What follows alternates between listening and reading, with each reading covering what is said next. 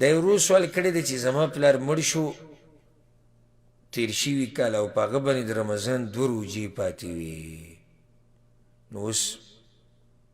موږ به څه کوو؟ الجواب،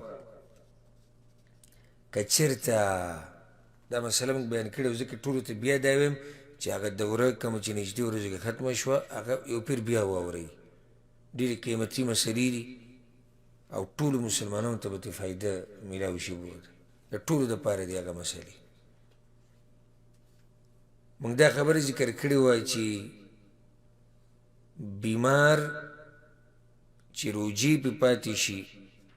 او دی مړ شي دا په 2 قسمه دی، یا یو انسان چې مړ شي او روجې پې پاتې شي دا په 2 قسمه دي. یو هغه انسان چې عذر یې و د هغې د لاسه روژه ماته کړه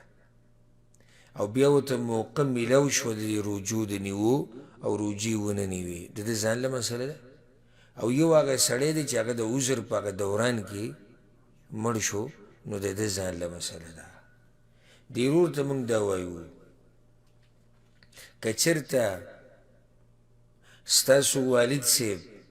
د دې روجو د کمې چې دې پاتې دي د دې قضا یې راوړی شوه، موقع ورته میلاو شوه، خو سستي وکړه، سبا بل سبا یې کول تر دې چې هغه بل رمضان راغی، هغه بل رمضان راغی او چې د هغې نه بعد بیا دی مړ شو، نو بیا طریقه دا ده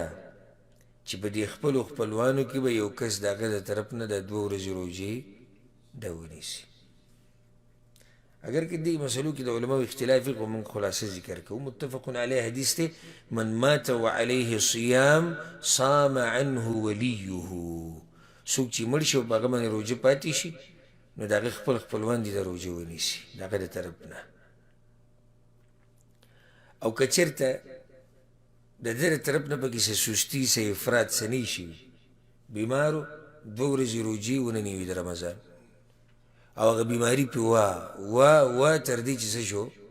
مړ شو، نو په ده باندې هېڅ نشته، ځکه دې ته موقع نه میلاو شوې. او په دغه اولني حال کې په خپلوانو باندې دا دي چې د هغه د طرف نه څه وکړي،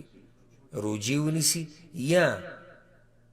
بعض علماء قول مطابق هغو ته اختیار دی که روجې نیسي او که روټۍ یا خوراک ورکوي د روجې په بدله کې، دواړه جایز دي. والله اعلم.